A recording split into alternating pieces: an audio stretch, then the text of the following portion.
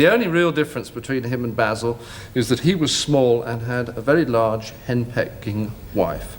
And obviously we couldn't find anyone much bigger than me, so we decided to reverse that. For over 5 decades, John Cleese has been one of Britain's most beloved comedic legends. But there was one devastating moment during Monty Python's golden age that nearly destroyed his career forever. What happened behind the scenes during the making of their most controversial film created such intense pressure and creative turmoil that Cleese seriously considered walking away from comedy entirely. The shocking truth about this career-threatening crisis involves bitter feuds with fellow Python members, death threats from religious extremists, mental health struggles so severe he sought therapy, and a financial gamble that could have bankrupted the entire production.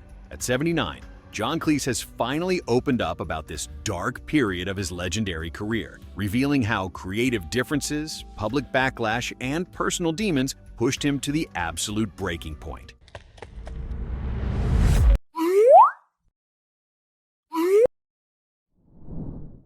The creative tensions that tore Python apart. The moment that almost ended John Cleese's career began during the production of Monty Python and the Holy Grail in 1975. But the seeds of destruction were planted much earlier. Behind the scenes of Python's seemingly effortless comedy, genius lay a powder keg of creative tensions that threatened to explode at any moment. The primary source of conflict centered on Cleese's increasingly bitter disputes with fellow Python Terry Jones. While Jones emphasized narrative structure and absurdist humor, Cleese preferred sharp, character-driven satirical sketches.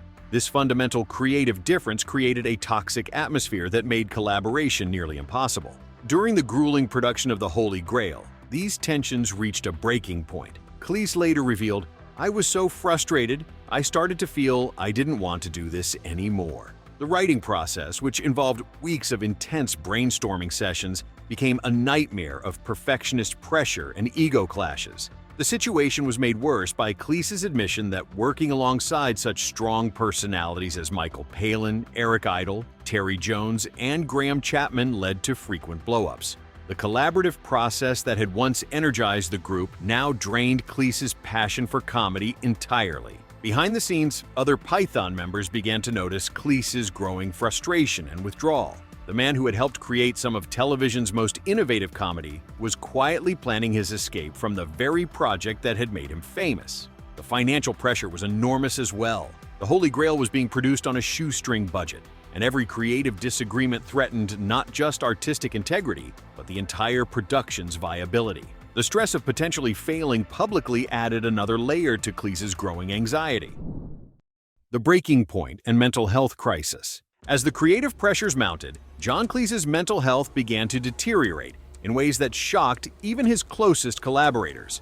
The perfectionist tendencies that had driven his comedy success now became a source of crippling anxiety and self-doubt. Cleese has been remarkably candid about this dark period, admitting that he sought therapy during the 1970s to manage the overwhelming stress. "You never knew if you were going to produce something brilliant or absolutely dreadful. That pressure eats away at you," he revealed in later interviews. The breaking point came after the 4th season of Monty Python's Flying Circus, when Cleese made the shocking decision to leave the group entirely. His reasoning was both artistic and personal. "When we finished the 4th series, I just felt we were repeating ourselves," he explained in his autobiography.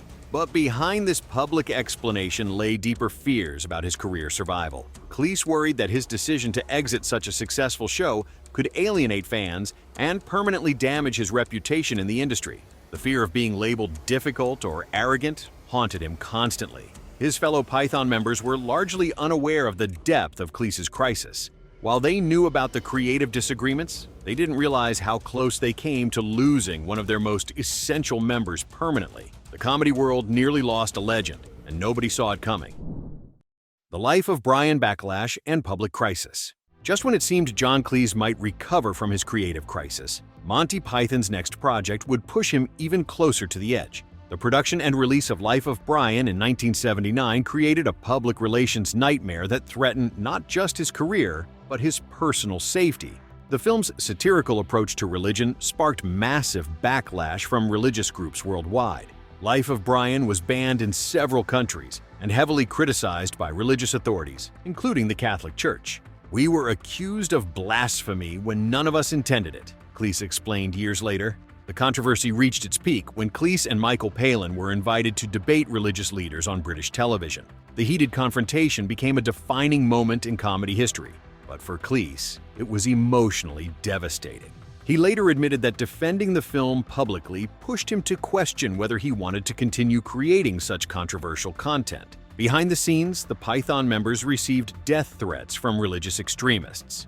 The comedy troupe that had started as university friends making silly sketches now found themselves at the center of an international religious controversy that put their lives at risk. The financial stakes were enormous as well.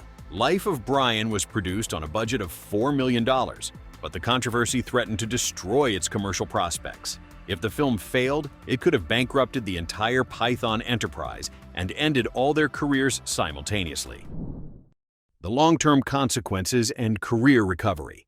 The aftermath of the Life of Brian controversy and Cleese's near-career-ending crisis had profound long-term effects on both his personal life and professional trajectory. The experience forced him to completely reevaluate his approach to comedy and creativity. Therapy became a crucial part of Cleese's recovery, inspiring his long-term fascination with psychology. This personal journey eventually led to books like Families and How to Survive Them, and influenced his later work in ways that audiences never realized. The financial pressure continued for decades. Despite his comedy success, Cleese faced severe financial setbacks due to multiple divorces. His third divorce in 2009 cost him an estimated $20 million, forcing him to continue working well into his 70s. The creative crisis with Python ultimately led to some of his greatest individual successes. Fawlty Towers, created after his Python departure, became one of the most acclaimed sitcoms in television history.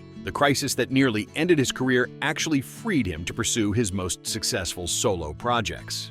The deaths of fellow Python members Graham Chapman in 1989 and Terry Jones in 2020 brought new perspective to Cleese's reflections on this difficult period. He began to appreciate the unique creative chemistry they had achieved despite the personal costs. Recent revelations and legacy reflections. At 79, John Cleese's decision to finally reveal the full extent of his career crisis reflects both his advanced age and his evolving perspective on the comedy industry. Recent events have prompted him to share stories he kept private for decades. His plans for a new Fawlty Towers reboot with his daughter in 2022 sparked renewed interest in his career milestones and the challenges he overcame. Cleese has also become increasingly vocal about free speech in comedy, drawing connections to his own experiences with controversy. The revelation about his near-career-ending crisis provides new context for understanding Monty Python's later years. Fans finally understand why Cleese seemed less enthusiastic about reunion projects and why the group's collaborations became increasingly rare.